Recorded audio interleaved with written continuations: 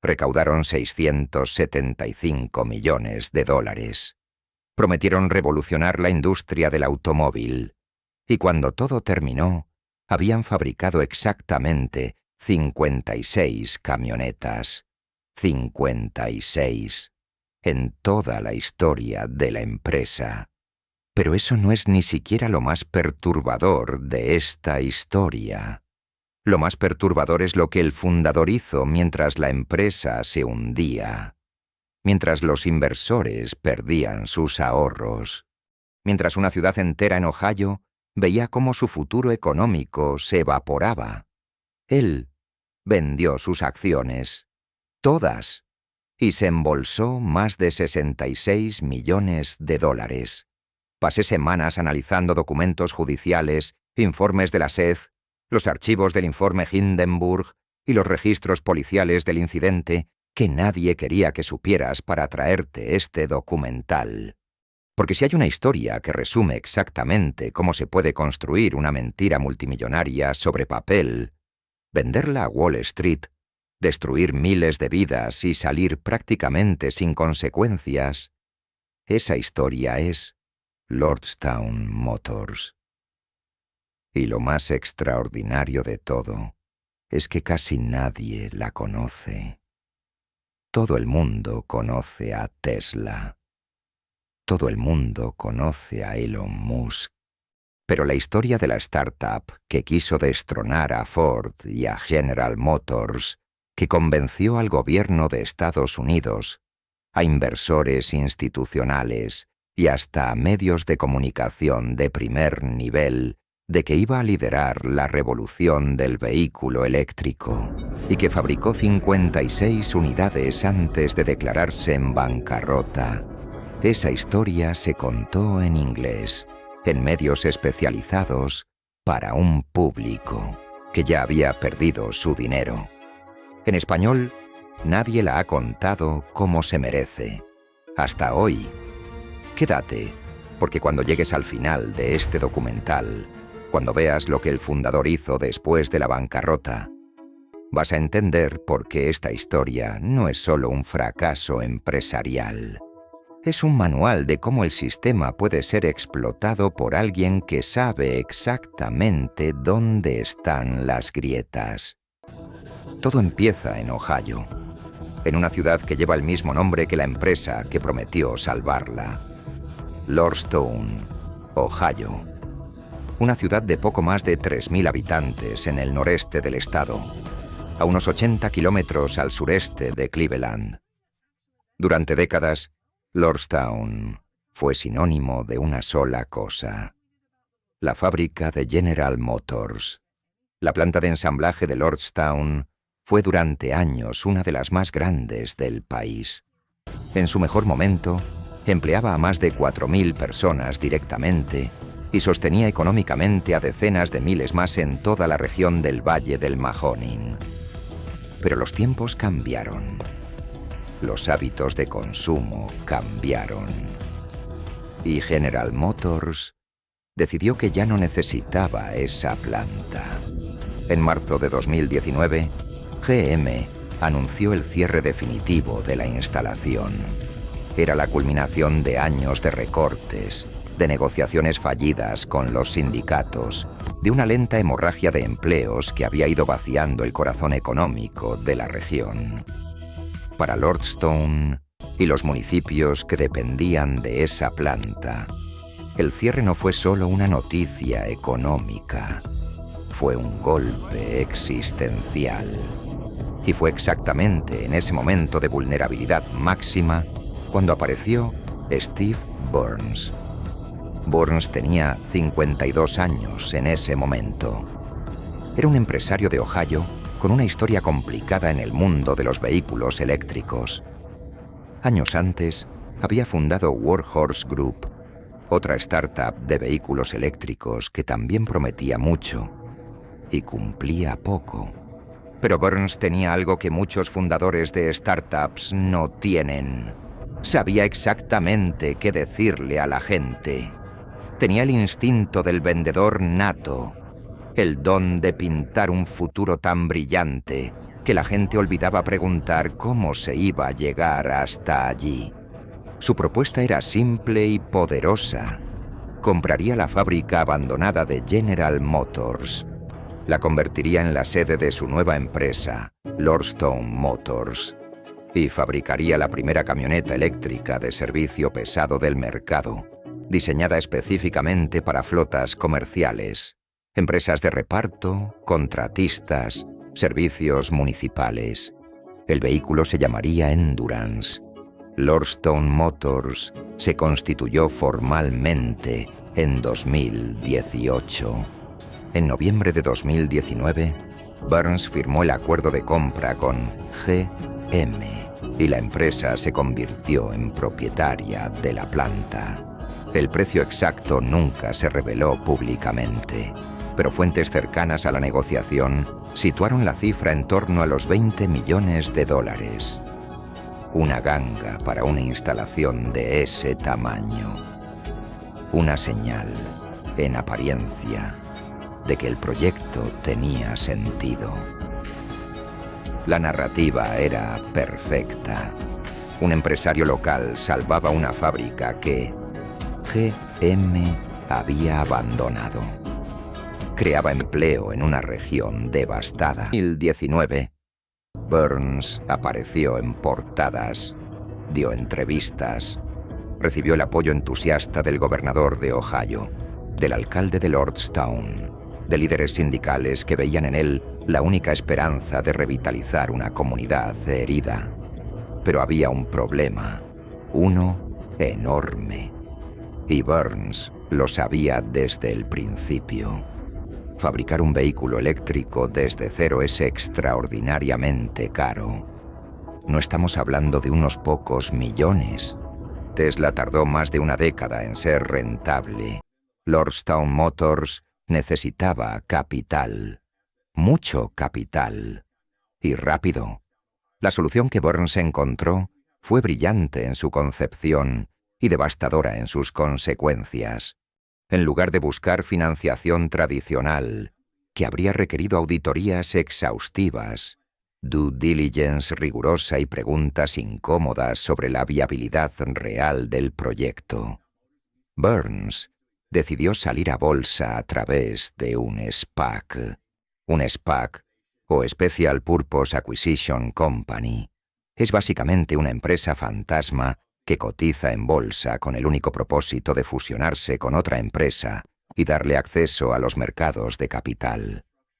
En 2020, los SPACs estaban de moda. El mercado era alcista.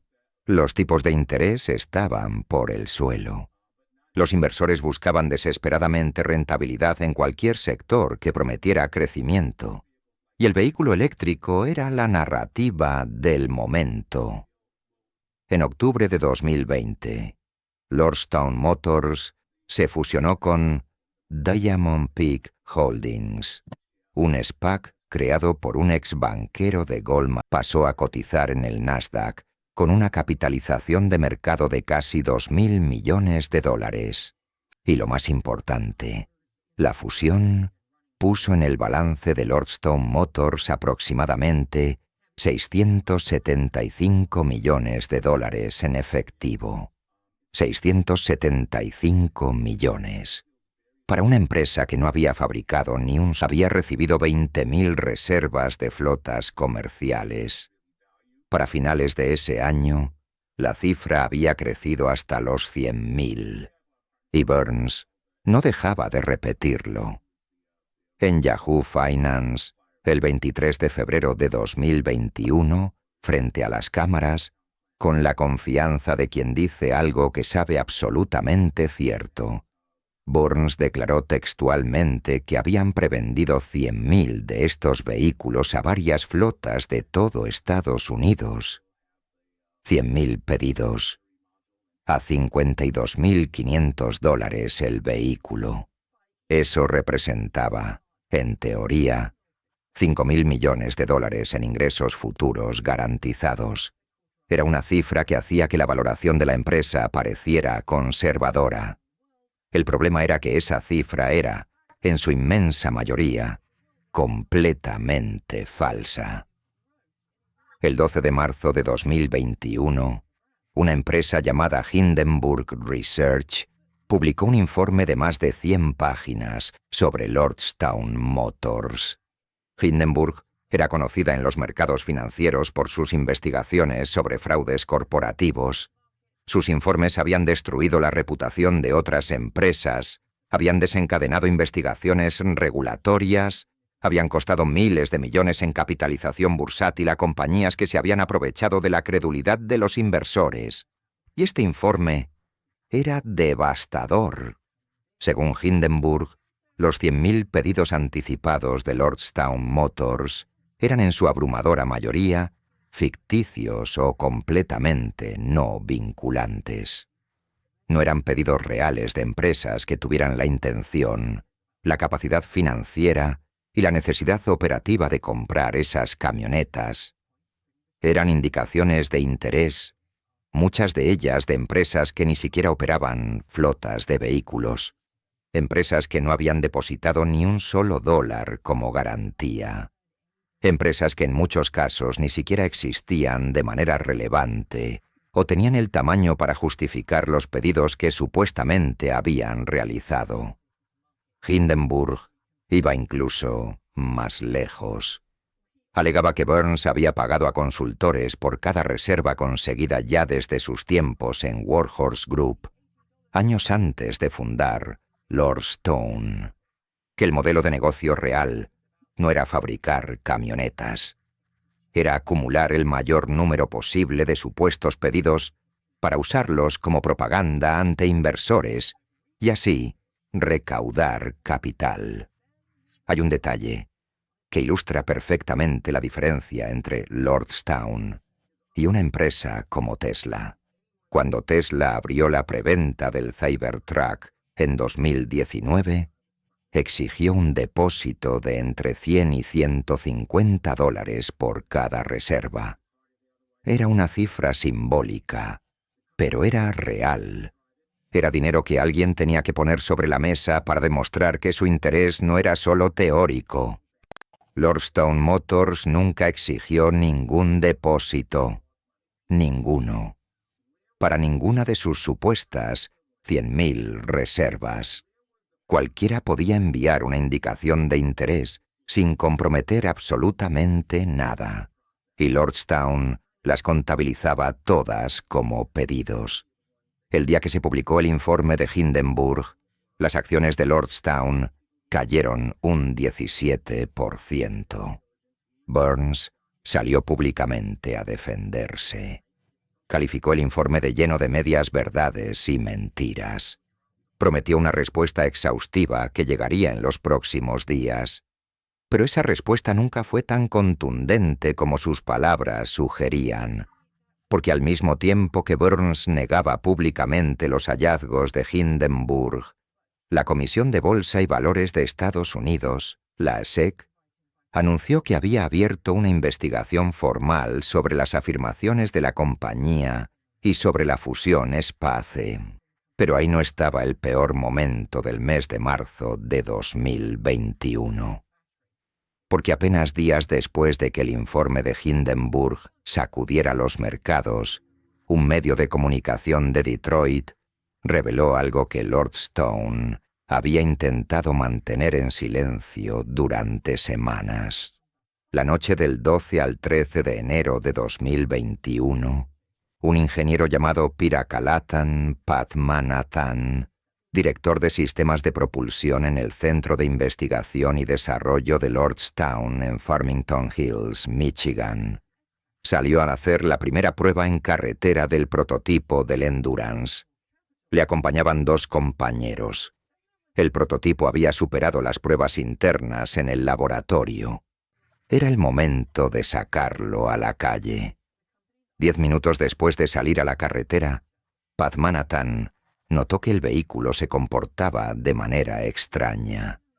Frenó en la mediana de la carretera 12 Mile Road, justo al este de Copper Creek Lane.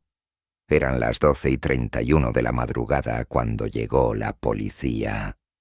Lo que encontraron fue la camioneta completamente envuelta en llamas.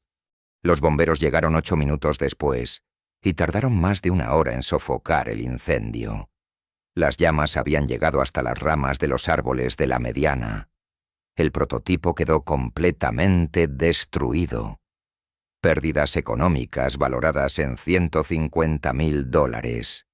Era la primera prueba en carretera del Endurance. Duró 10 minutos y terminó en un incendio. Cuando los medios preguntaron a Lordstone por el incidente, la empresa lo minimizó de forma casi insultante. Un portavoz declaró que no comentaban generalmente las condiciones de las pruebas individuales, pero reconocieron que había habido un incidente con un mulo de desarrollo, que no es un camión Endurance completo. Nadie resultó herido, y como todos nuestros hallazgos de prueba, lo hacemos para crear un gran producto. Un mulo de desarrollo. No, un Endurance completo. La distinción era técnicamente válida, pero funcionalmente irrelevante. Era el primer prototipo que rodaba en la calle y se había incendiado a los 10 minutos, y la empresa lo había mantenido en silencio durante casi 2 meses. Cuando otro portavoz explicó más tarde la causa del incendio, lo llamó error humano, y añadió algo que en retrospectiva resulta casi cómico. Dijimos que nos aseguramos de que el error no se repitiera para que no volviera a suceder. Entramos en la fase en la que los humanos son eliminados del proceso. Los humanos son eliminados del proceso, en una empresa que se presentaba como el futuro de la movilidad americana. La combinación del informe Hindenburg, la investigación de la SEC y el incendio del prototipo fue letal. En junio de 2021, Steve Burns y el director financiero, Julio Rodríguez, dimitieron. Una investigación interna había concluido que se habían hecho declaraciones públicas incorrectas sobre el Endurance. No era una admisión de culpabilidad formal, pero era una rendición. Pero hay algo que la mayoría de los reportajes de ese momento no destacaron lo suficiente.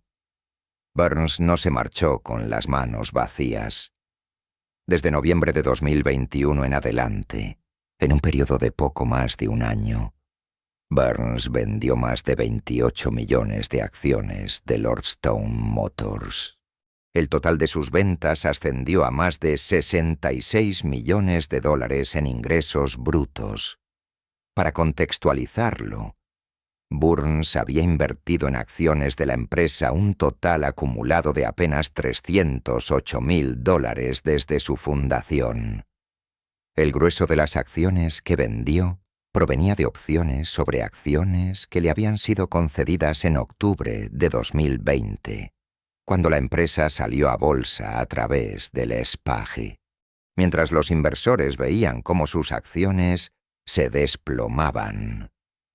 Mientras los empleados de la fábrica empezaban a entender que el futuro que les habían prometido era una quimera.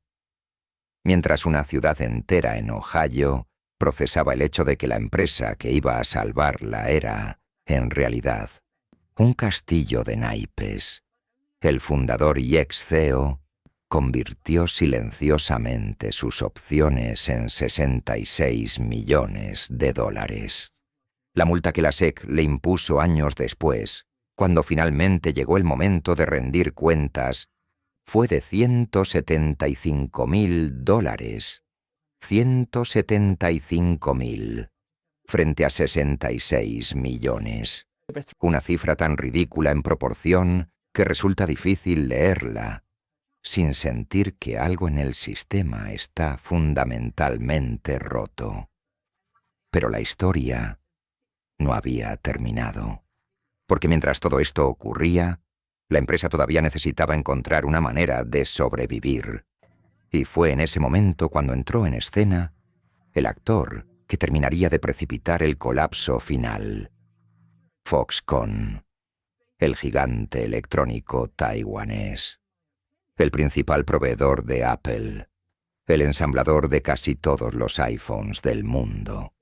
La relación entre Lordstone y Foxconn comenzó en otoño de 2021, pocos meses después de la salida de Burns. La nueva dirección de Lordstone, desesperada por encontrar un socio que aportara capital y capacidad manufacturera real, negoció con Foxconn un acuerdo que parecía la solución a todos sus problemas.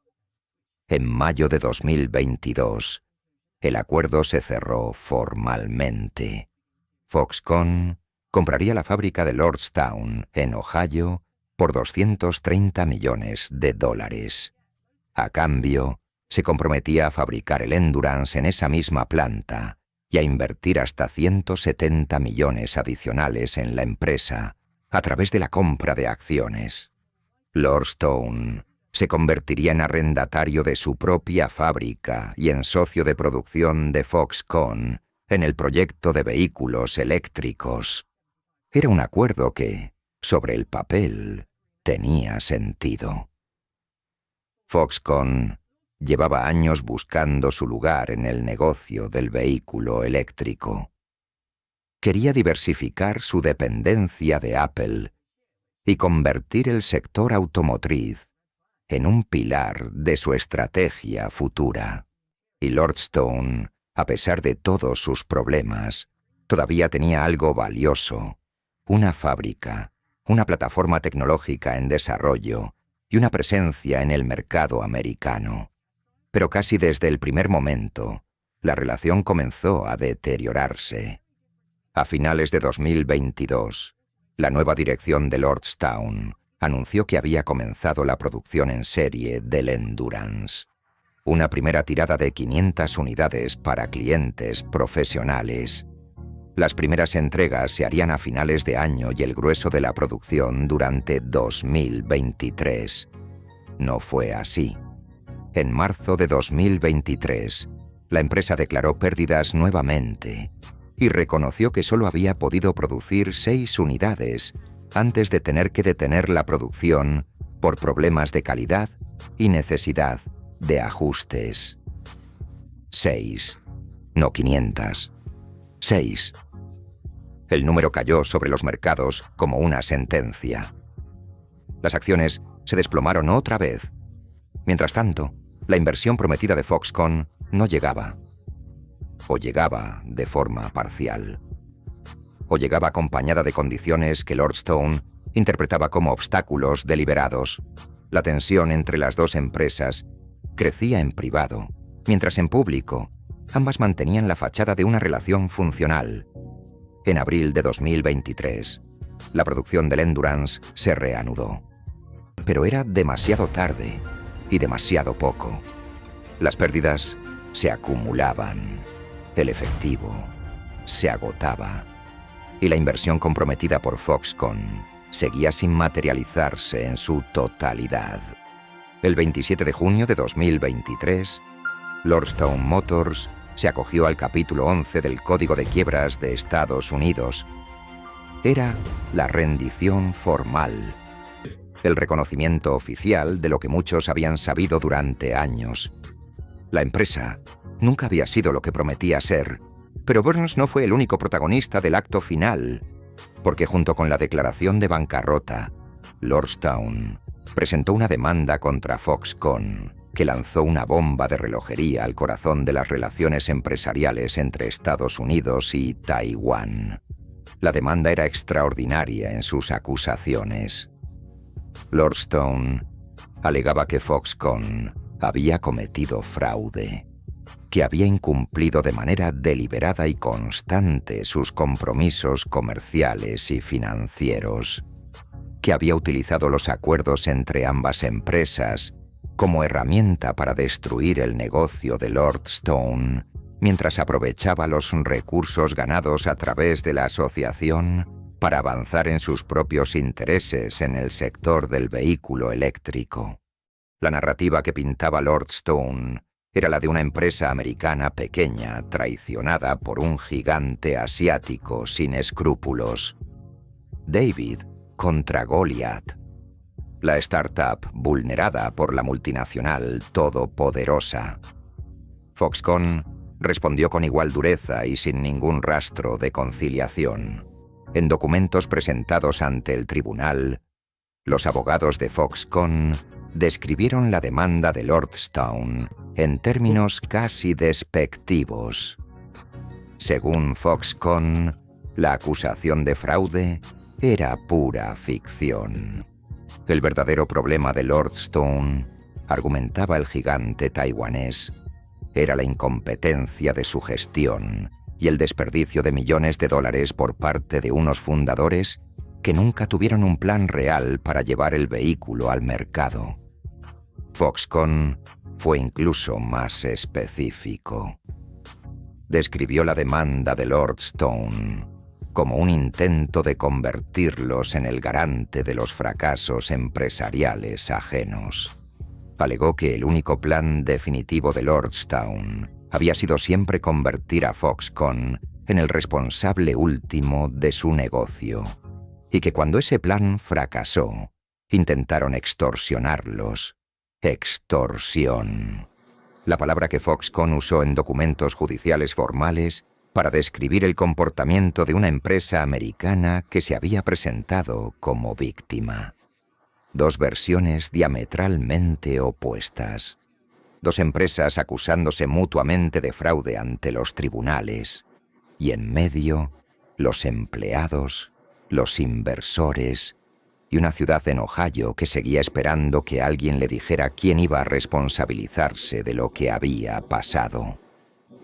Mientras el proceso judicial se desarrollaba, los contables del caso iban completando el cuadro final de lo que Lordstown Motors había fabricado en su existencia, el Endurance, la camioneta que iba a revolucionar el mercado de las flotas comerciales, el vehículo que justificaba una capitalización bursátil de 2.000 millones de dólares, el producto por el que cientos de millones de dólares de inversores habían fluido hacia una empresa en Ohio.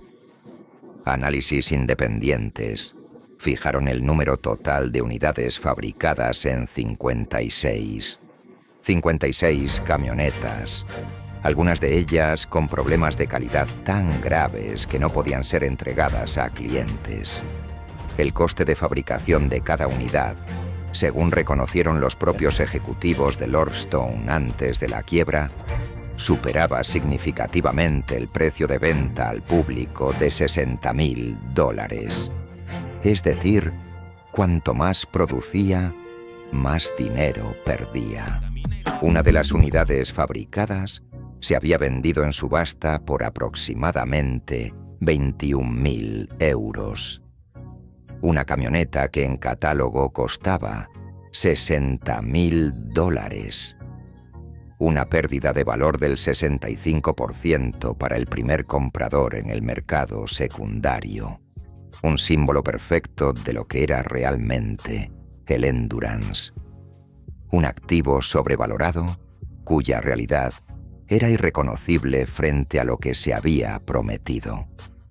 La empresa surgió de la bancarrota bajo el nombre New Ride Inc. Un nuevo nombre para una carcasa vacía. Las acciones comenzaron a cotizar en el mercado OTC, el mercado de valores de baja capitalización, donde van a morir las empresas que ya no cumplen los requisitos de los mercados organizados. La sede se trasladó de Lordstown, Ohio, a Nueva York. Lordstown quedó en manos de Foxconn, que también terminó abandonando sus planes de producción de vehículos eléctricos en esa instalación. El empleo que Burns había prometido nunca llegó en la magnitud anunciada. La narrativa del Salvador de una ciudad industrial quedó enterrada bajo capas de documentos judiciales, investigaciones regulatorias y acciones que valían fracciones de centavo. Pero esta historia tiene un último capítulo, uno que resulta casi incomprensible si no se conoce el contexto completo. En octubre de 2023, mientras el proceso de bancarrota todavía estaba en curso, una empresa llamada Lass Capital adquirió los activos restantes de Lordstown Motors, incluyendo una parte significativa de las camionetas Endurance que quedaban en inventario. El precio pagado fue de $10,2 millones. Lass Capital era una empresa de Steve Burns, el fundador de Lordstown Motors, el hombre que había construido la empresa sobre pedidos falsos, el hombre que había salido por la puerta trasera con $66 millones en acciones mientras la empresa se hundía, el hombre que había acordado pagar una multa de $175.000 a la SEC sin admitir ni negar las acusaciones. Ese hombre compró los restos de su empresa por $10,2 millones y luego fundó una nueva empresa, Landex Motors, con prácticamente el mismo producto, el mismo equipo y la misma promesa. De los 16 empleados que figuraban en LinkedIn como trabajadores de Landex Motors, 13 de ellos venían de Lordstown Motors. El director financiero de Lass Capital, la sociedad holding de Burns, era Julio Rodríguez, el mismo director financiero que había dimitido de Lordstown en 2021 en medio del escándalo. El sitio web de LandX mostraba camionetas eléctricas que llevaban todavía el logotipo de Lordstown. Burns llegó incluso a hablar públicamente de este regreso. Declaró que creía entonces, y cree incluso más hoy en día, en lo que habían construido en Lordstown. Por eso compró los activos y volvió a contratar a la mayor parte del equipo de ingeniería. No hubo ninguna mención a los inversores que habían perdido su dinero. Ninguna referencia a los empleados que fueron despedidos. Ningún reconocimiento de la ciudad de Lordstown y de lo que le habían prometido y nunca entregado. Solo la narrativa del emprendedor en serie que sigue adelante. Ahí está la palabra que Burns usa para describirse a sí mismo en todos sus perfiles públicos. Emprendedor en serie. Serial entrepreneur. En el mundo de las startups tecnológicas, ese término es casi una distinción honorífica. ¿Qué pasa cuando el fracaso no es de buena fe? ¿Qué pasa cuando el emprendedor en serie deja detrás de sí no solo empresas que no funcionaron, sino inversores estafados, ciudades abandonadas y empleados cuyas vidas cambiaron para peor? $175.000 para Burns. 175.000 frente a 66 millones. Una proporción que deja claro que, en el mejor de los casos, el sistema regulatorio llegó tarde y cobró poco. Y en el peor de los casos, que el precio de intentar engañar a Wall Street a esa escala es, para alguien con los recursos y la astucia suficientes, perfectamente asumible. La empresa pagó $25,5 millones a la SEC como parte de su acuerdo. Una suma que parece grande en términos absolutos hasta que la comparas con los 675 millones que la empresa recaudó de inversores. Hay algo más en esta historia que va más allá de Lordstown Motors específicamente. Algo que explica por qué este caso es importante, no como anécdota financiera, sino como síntoma de algo mucho más profundo. El año 2020 fue el año de los SPACs.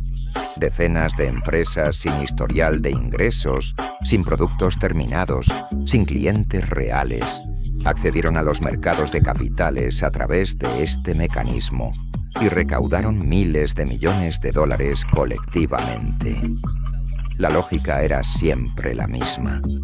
El futuro es eléctrico, el futuro es digital, el futuro es verde. Quien no invierta ahora se quedará fuera.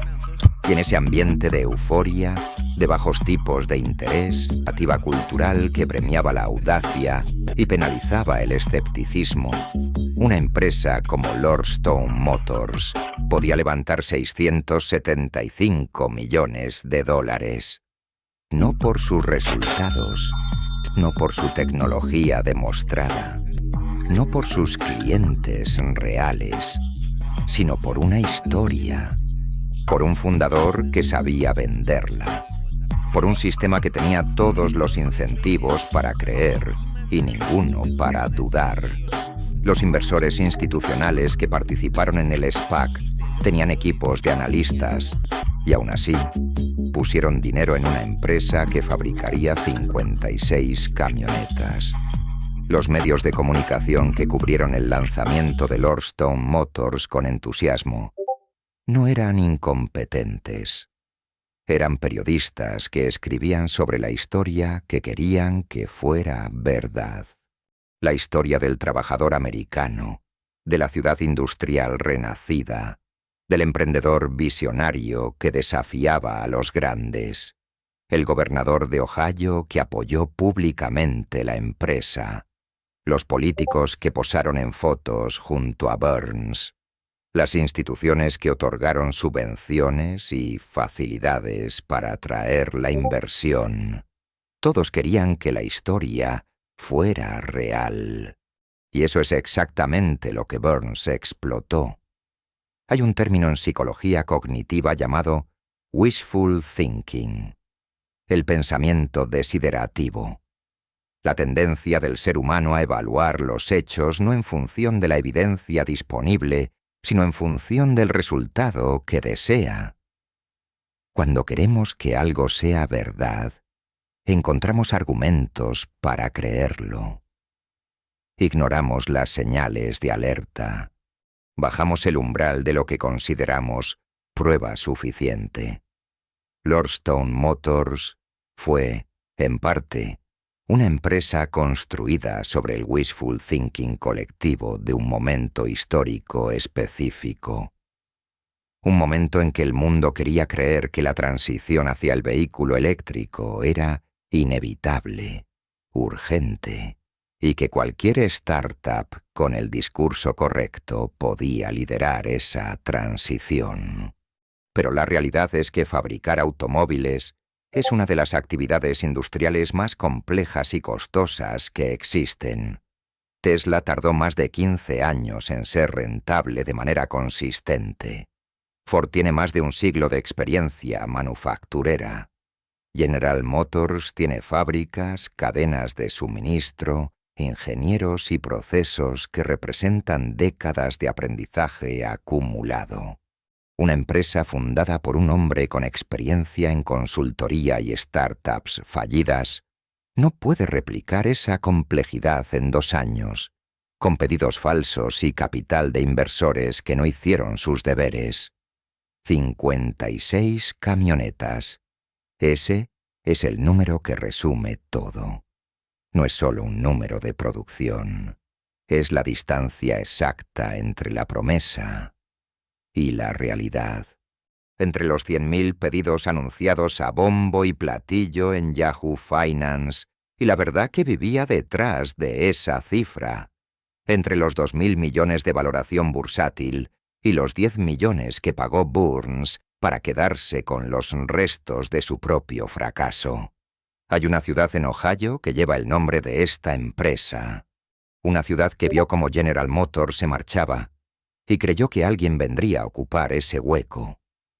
Esa ciudad sigue esperando. Y Steve Burns está en Michigan, construyendo su tercera empresa de vehículos eléctricos.